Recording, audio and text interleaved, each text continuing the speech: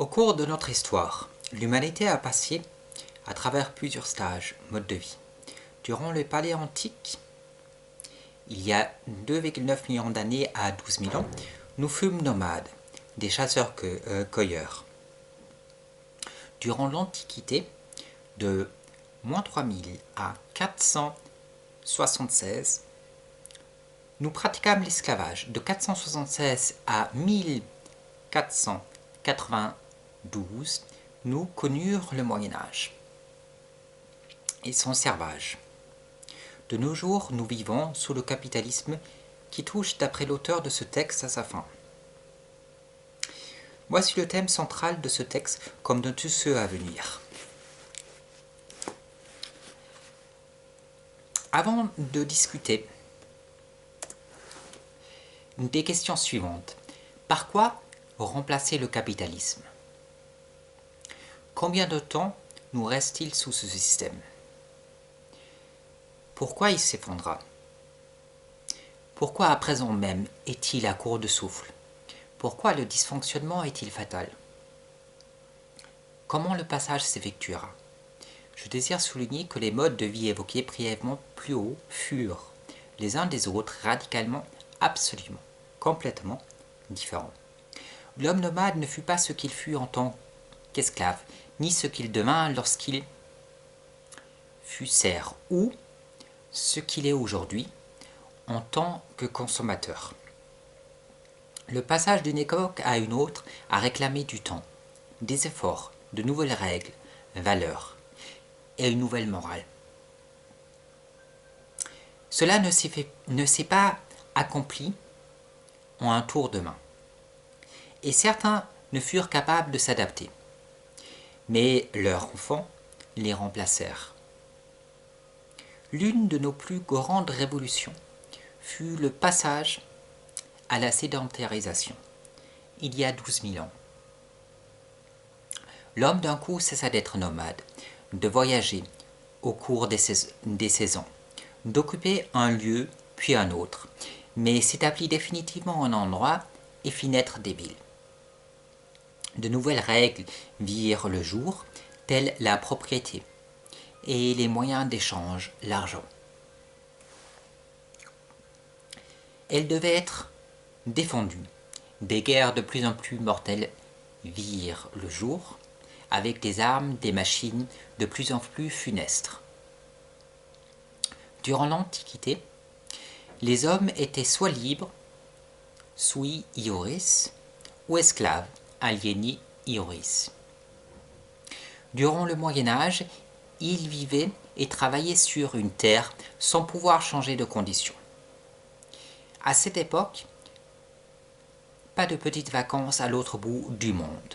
Vous ne pouviez quitter le lieu de votre naissance et vous deviez des services au seigneur. Il y eut des nobles et des paysans. Mais pour ne pas entrer dans plus de détails, je vais m'arrêter ici. Relevez seulement que dénoncer qu'un tel est esclave et qu'on puisse l'acheter et le vendre, ou qu'il appartient à une terre et doive des services à son seigneur, n'est pas la même chose. Entre deux, la société a évolué. Tout comme lorsqu'elle passa de la vie nomade à la sédentarisation. À présent, nous avons le bonheur de vivre sous le capitalisme et d'être, d'après nos économistes, des consommateurs.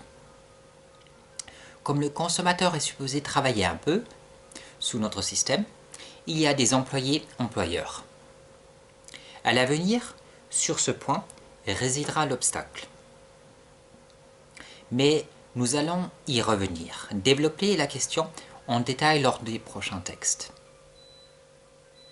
Admettez seulement pour l'instant, sauf si vous considérez que le capitalisme est un système divin et que l'homme doit absolument vivre et mourir sous ses règles, qu'il prit naissance et que comme toute chose prendra fin un jour ou l'autre.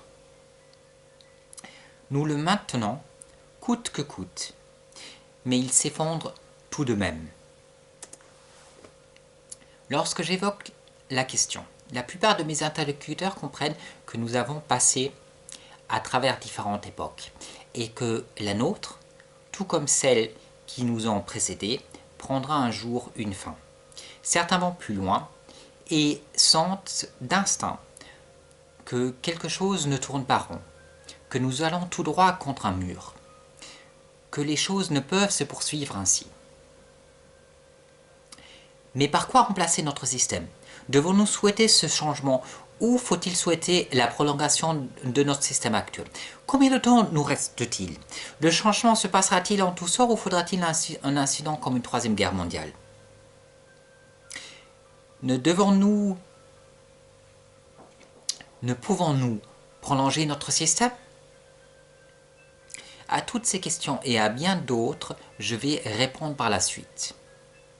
À présent, je désire simplement faire un petit cours sur notre histoire historique et vous rappeler que la seule constante qu'il y a est le changement.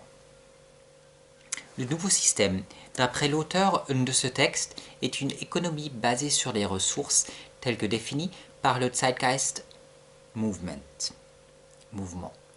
TZM.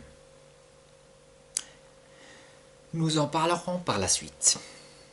Patientez et songez à ce dont nous venons de parler.